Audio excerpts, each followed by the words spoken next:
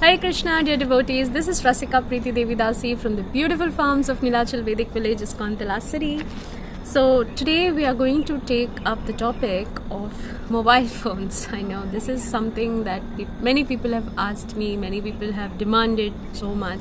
I thought finally I should speak about it. Okay, so mobile phones, I know it is a very tabooed thing. Just like you don't ask men their salary, you don't ask women their age.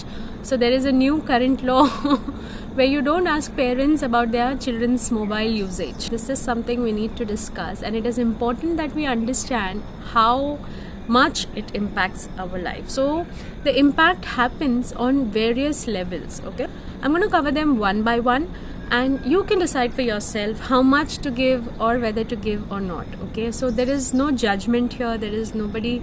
I know it is something which is very controversial, very sensitive to people कि क्या करे, काम होता है, देना ही पड़ता है, दूसरे बच्चे मोबाइल यूज़ करते हैं तो we'll have to give them.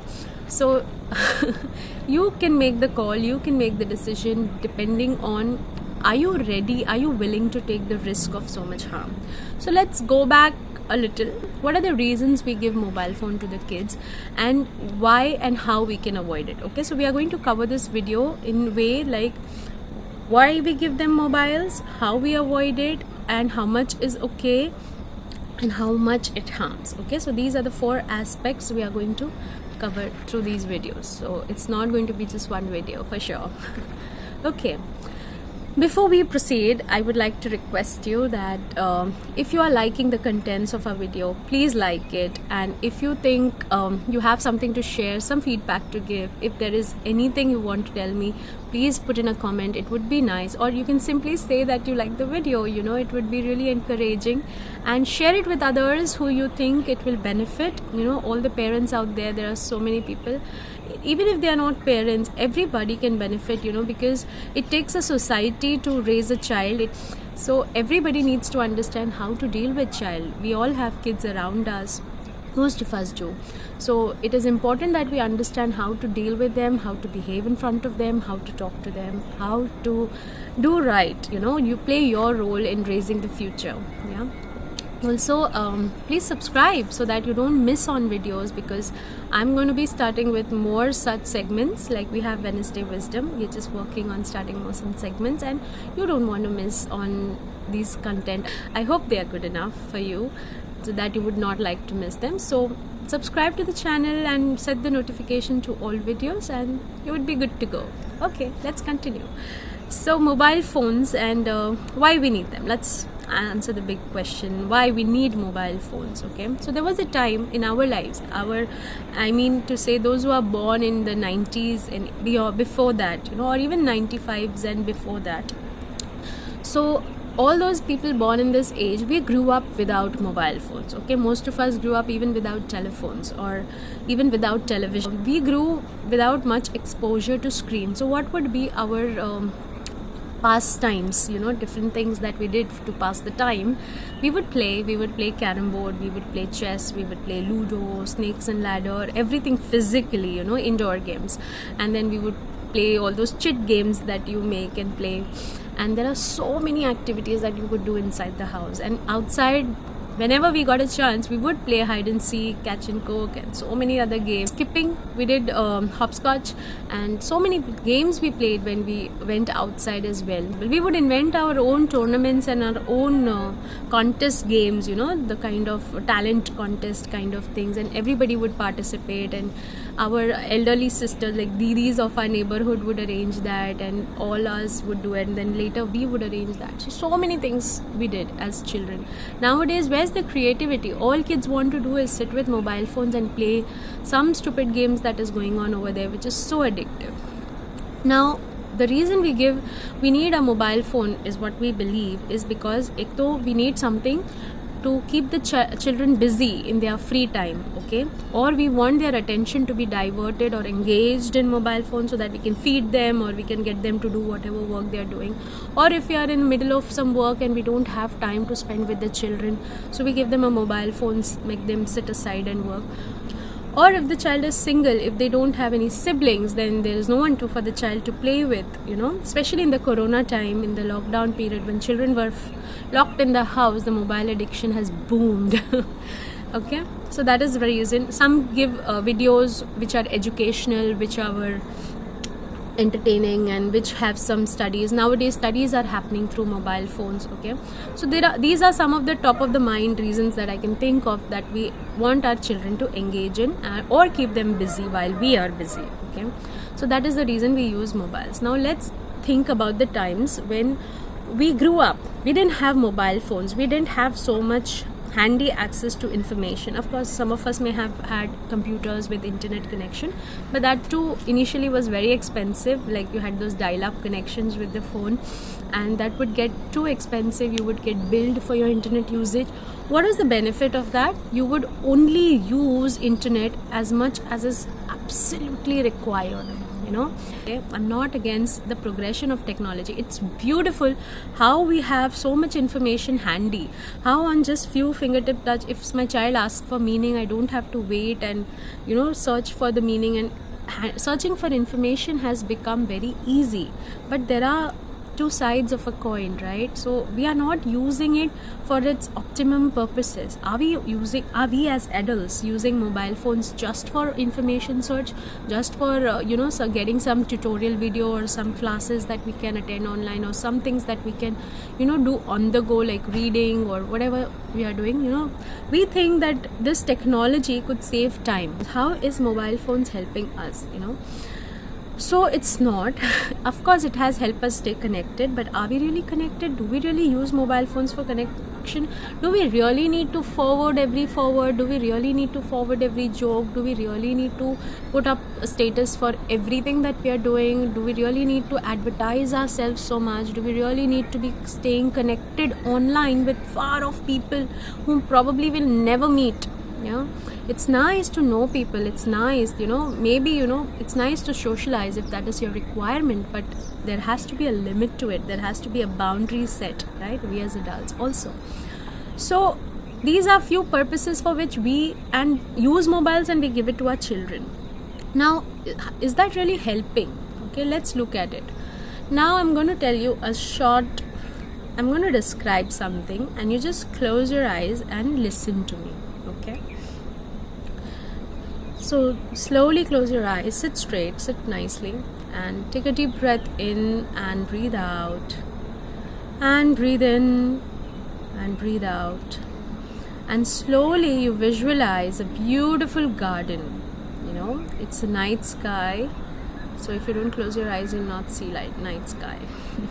It's a beautiful night sky with full moonlight, no artificial lamps, no artificial lights. Okay, just the moonlight, which is filling the area with its soothing calmness. Tiny little stars shining and twinkling brightly in the sky, and little fireflies flying everywhere. It's a garden full of flowers, and in the center of it there is a beautiful big tree. So there are roses, there are daisies, there are marigolds, there are myrtles, jasmines, orchids, all sort of flowers that you can think of. Daffodils, because it's winter. And in the middle, under the tree, is a beautiful blue boy standing. He's wearing an anklet,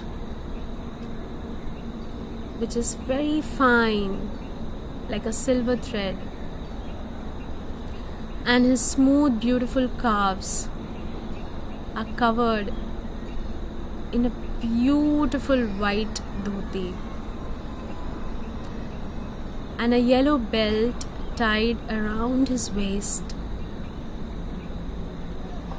And as you move up, on his chest there is a beautiful blue locket, which he has worn in a silver chain, and a garland of beautiful white flowers. On his arms are another flower bands,